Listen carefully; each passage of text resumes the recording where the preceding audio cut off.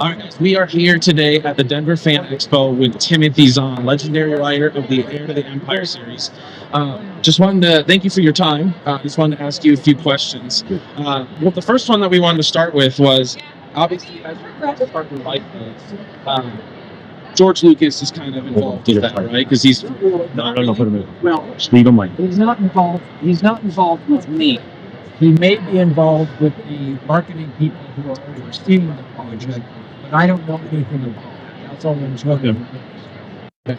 As far as I know, all of the comments came back from the start, the marketing people, and not necessarily from George himself. okay. So as you're writing this, then, are you getting feedback from them, like, "Hey, George wants you to change this," or is it kind of just you're on your own? They vetted the outline, told me things I couldn't do, ask questions, and then the final version comes in. They vet that as well. Okay. But really not much in the middle. Okay. And there was never, I don't think it was ever a George sentence. Okay. It all just came, and it all came through my editor at Vans. Okay. I think that was designed so I didn't know whose question or comment it was. The band editors, the Lucasfilm people. Okay. Cool. So one of my questions is, as you are designing these characters, Mara Jade and Thrawn, where do you start, right? Because you're writing this trilogy. Like, where does the idea for Thrawn and Mara Jade come from? Okay.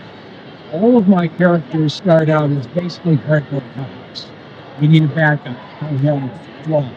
We need someone to spar with for Mara Jade. And as I develop the outline, work out its plot details, the characters flesh out. Okay. And it goes both directions. Oh, this is a good plot point. Or this character, let's give this helps get the story going. So by the time I'm ready to start writing, I've got a very good idea of both where the story is going to go and who the characters are. That's cool. That's cool. That's so Do cool. you have any questions? Oh man, yes, so many. First of all, like, I think Thrawn is one of the greatest villains that has been created other than Darth Vader, and for it to happen in Star Wars is so cool. It's so awesome. I love that character. I listened to the books and Mark Thompson's just incredible illustration of your work, and I've fallen in love with it, of course.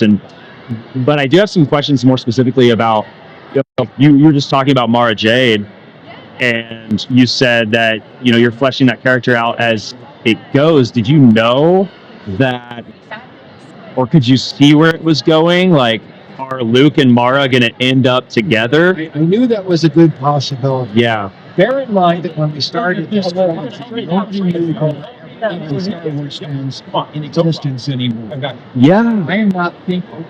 The fans were quiet. There's nothing for them to log on to. And quiet fans look exactly like quiet fans at all. It does. So I was not thinking long term in any way, shape, or form. I'm thinking if every library in America buys 2 copies, can I earn out my advance if nobody else cares about it? Yeah. By the time we finished Last Command, I knew, yes, I would like to bring Luke and Mara together at some point. This is not that point. Yeah. I got letters from 14-year-old girls who want it together. It's too soon. I mean, they don't have life experience. Right. Yeah. It's too soon for them to just barely started becoming friends. Yeah. So 10 years later, with the hand of Throne duology, seemed the right to me. Yeah.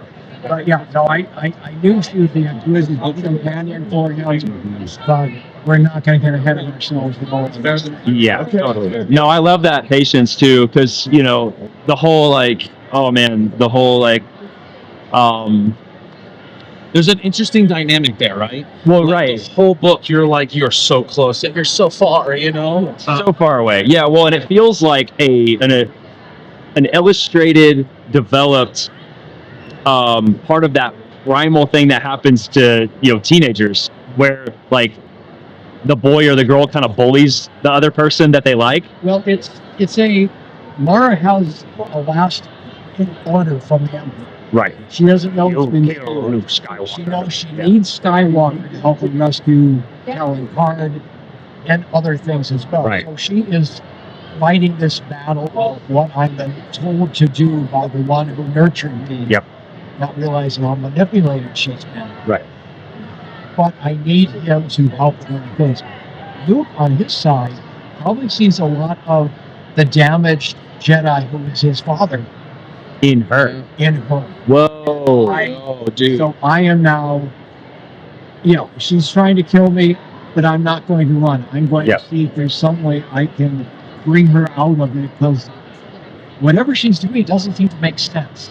Right. So he is looking at her as someone I need to risk my life for, Yep.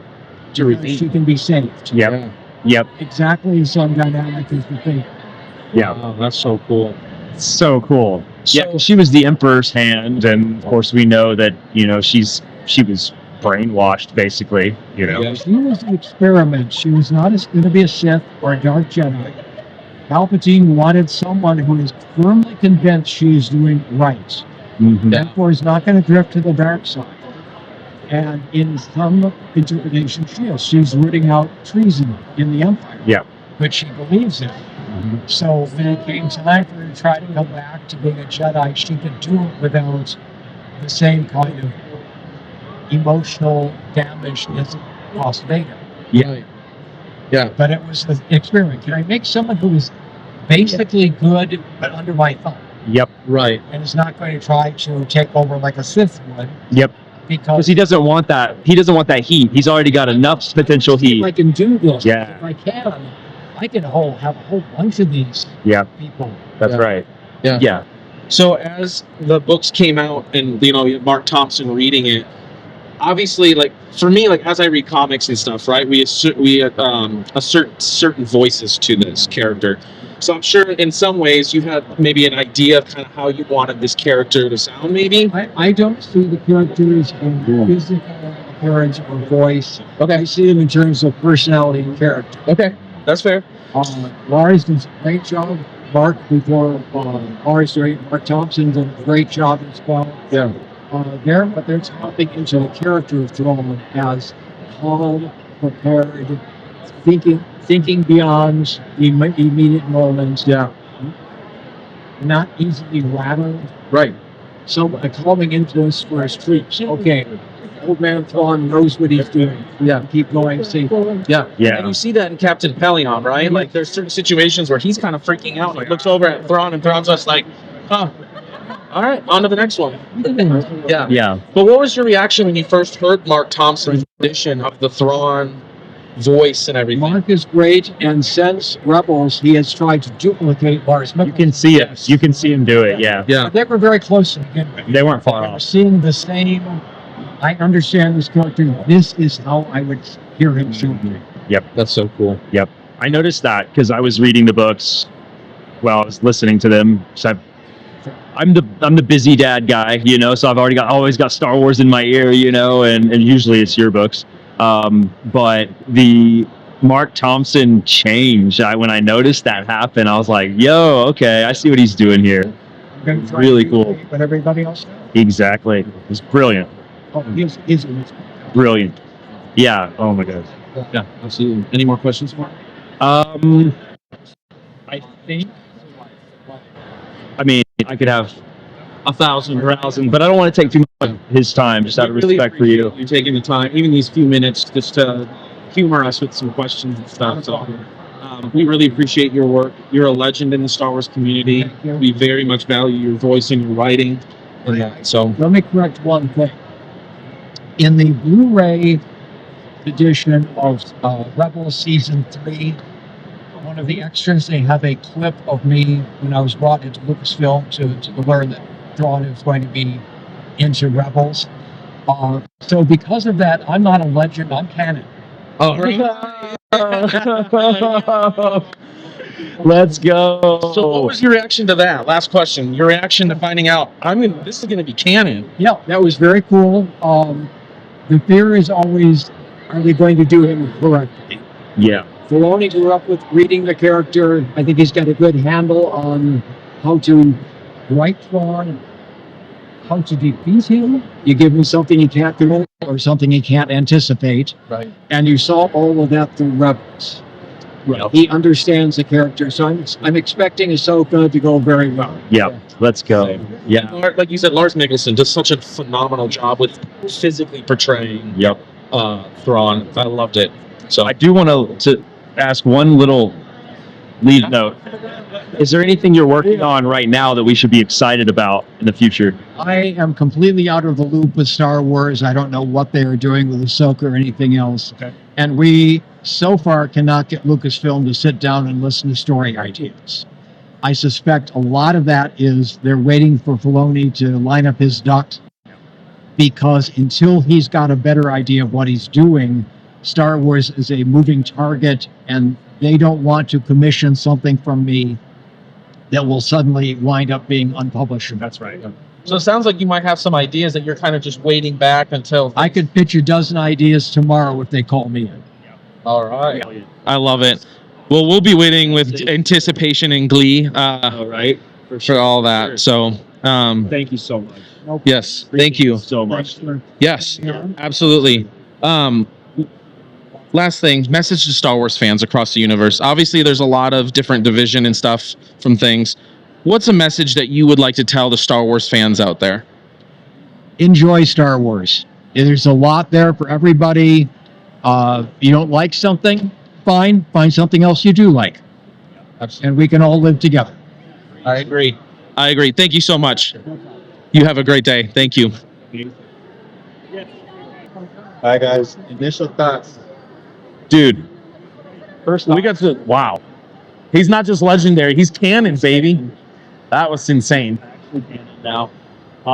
Well, yeah, I'm kind of just I'm Starstruck. lost for words. Less starstruck, just like for me, just him taking the time to stay and just vibe with us and dive into some Yep. things, and to be able to share it with everybody. To me, that's what makes you canon.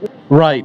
That's what makes you great, is Yeah. taking the time to spend with the fans and to reach that arm out and to, I don't know, just like share with everybody. I love it, man. Yeah. For me, man, like I've listened to that series 5, 6, 7 times over, listening to Mark Thompson.